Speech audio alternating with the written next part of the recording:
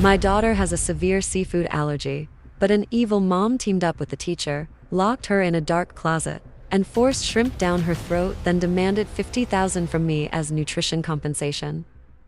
In this video, I'll take you through the mom's desperate counterattack and epic revenge, from her beloved daughter being cruelly abused by school bullies and fighting for her life, to taking down the arrogant evil mom, the derelict teacher, exposing a wealthy family's conspiracy, and making all villains pay dearly, full of gripping twists and non-stop thrills. I'll break down the most explosive scenes from this viral novel and show you all its most shocking highlights. The uncut full ending of this book is exclusive paid content on the platform. You can only find this novel and unlock the entire book with the exclusive code I've prepared for you. What's more, readers using this code get early access to the latest chapters. Without further ado, let's dive right into the story. Midnight had just passed when my phone lit up with a barrage of texts from another kindergarten mom.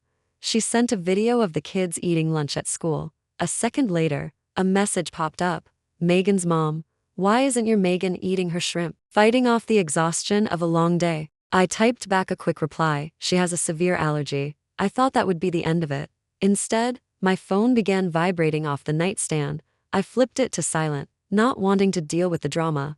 But then her actual caller ID flashed across the screen. Megan's mom. An allergy is no excuse to just skip food. Kids are super impressionable right now. Because your Megan refused her shrimp, my Penelope decided to copy her and didn't eat hers either. My brain completely short-circuited. My remaining sleepiness vanished in an instant. Was this something a normal, functioning adult actually said? Fearing I had misheard her, I reiterated my point. It is like this. Penelope's mom.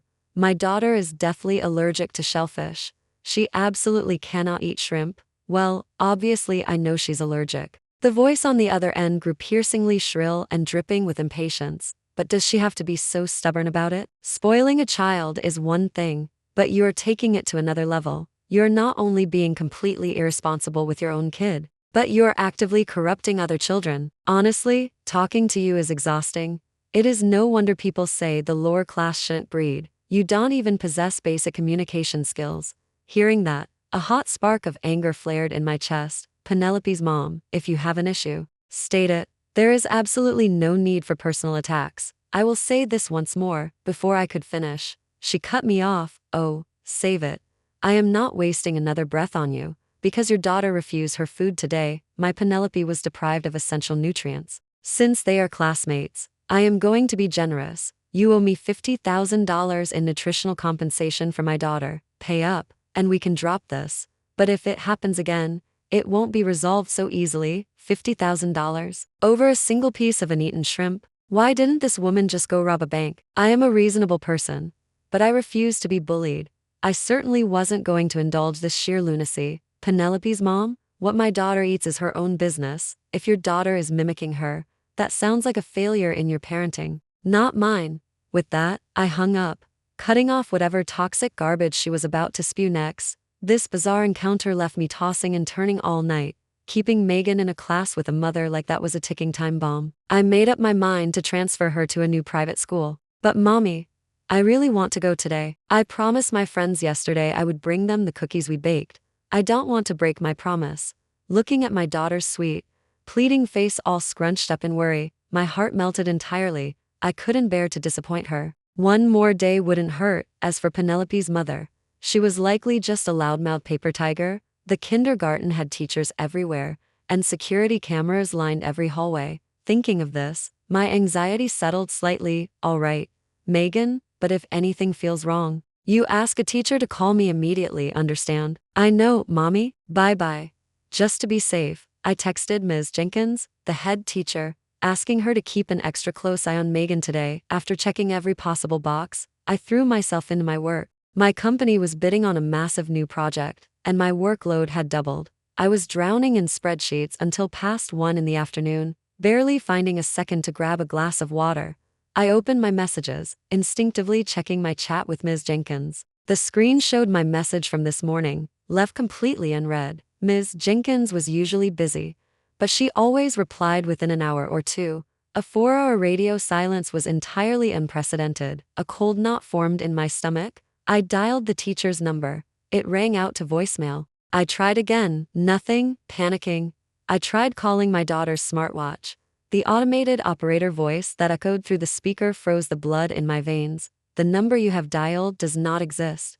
A suffocating sense of dread washed over me, abandoning my lunch. I grabbed my keys and drove straight to the preschool, breaking every speed limit along the way. The moment I burst through the front doors, I spotted Megan's teacher. I lunged toward her like a drowning woman grabbing a lifeline. Ms. Jenkins? Where is Megan? Oh, Megan's mom. Megan is taking her afternoon nap right now. Is there an emergency? Ms. Jenkins tried to maintain her usual overly bright customer service smile, but the moment her eyes met mine, a distinct flash of raw panic betrayed her. I ignored her pleasantries and pushed past her, heading straight for the sleeping quarters. Wait. You can't go in there. The children are resting. You cannot just barge in. Ms. Jenkins tried to physically block my path, but a mother's resolve is absolute. Her slight frame was no match for my adrenaline. Megan, Mommy is here to take you home. I yelled down the colorful hallway. Normally, I wouldn't even need to call her name 3 times before she would come running with a bright smile.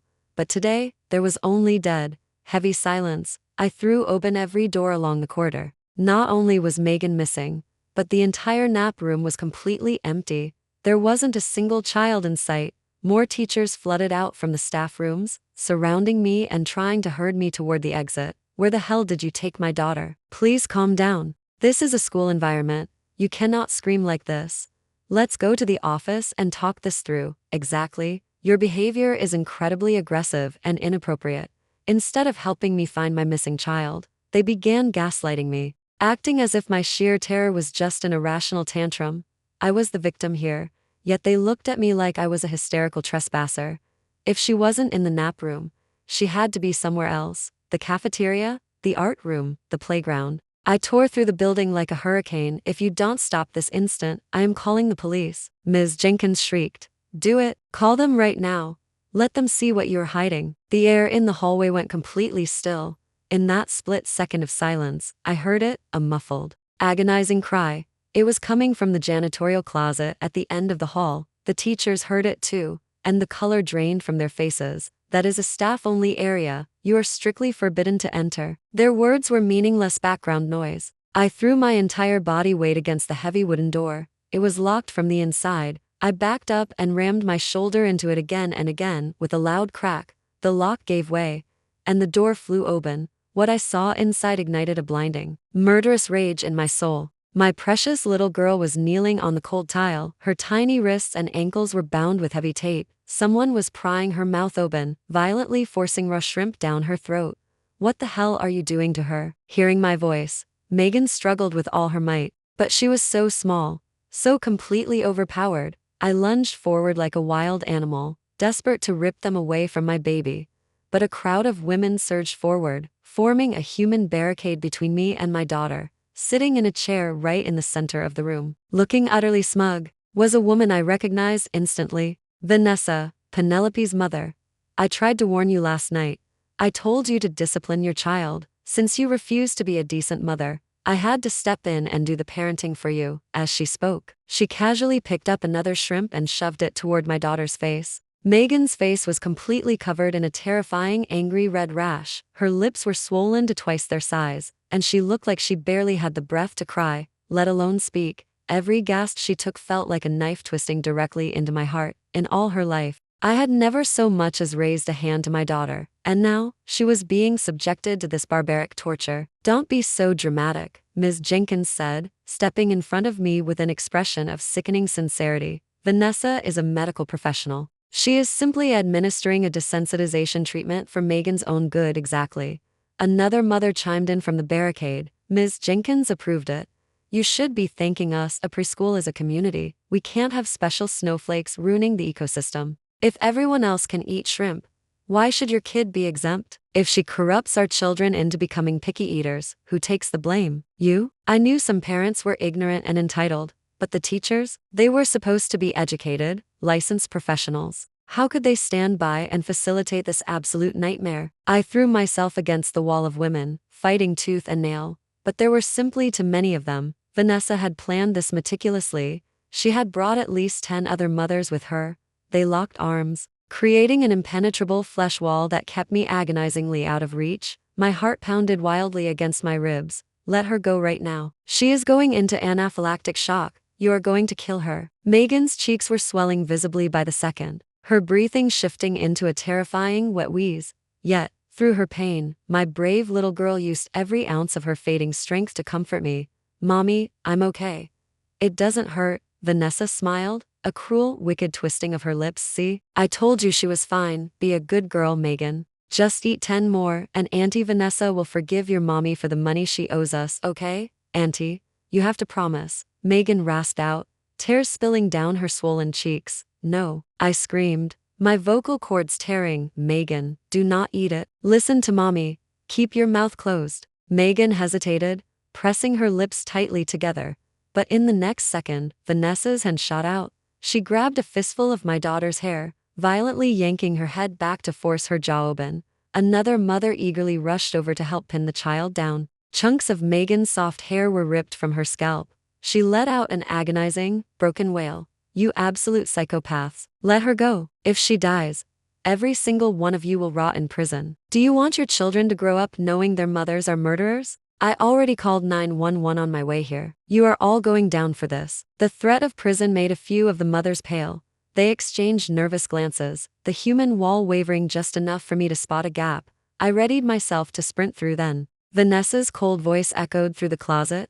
Let the cops come. Who cares? Everyone knows the Reed family owns New York. Keep that crazy bitch pinned down. When I tell Sebastian about this, I will make sure he rewards you all. Any of you whose husbands need corporate backing from the Reed empire, you will be first on the list. The Reed family. Sebastian Reed. That was my husband. Since when did he belong to her? Before my brain could even process the sheer absurdity of her claim, hands shoved me violently backward. The promise of wealth erased their guilt. Someone wanting to prove their loyalty to Vanessa grabbed my daughter by the hair and slapped her across the face.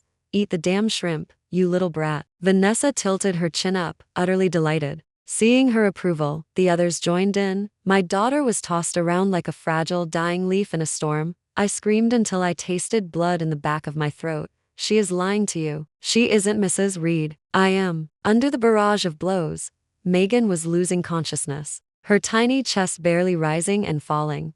Lying is an ugly habit, Ms. Jenkins sneered, intentionally stoking the fire. No wonder Megan is so disobedient. She learned it from her delusional mother.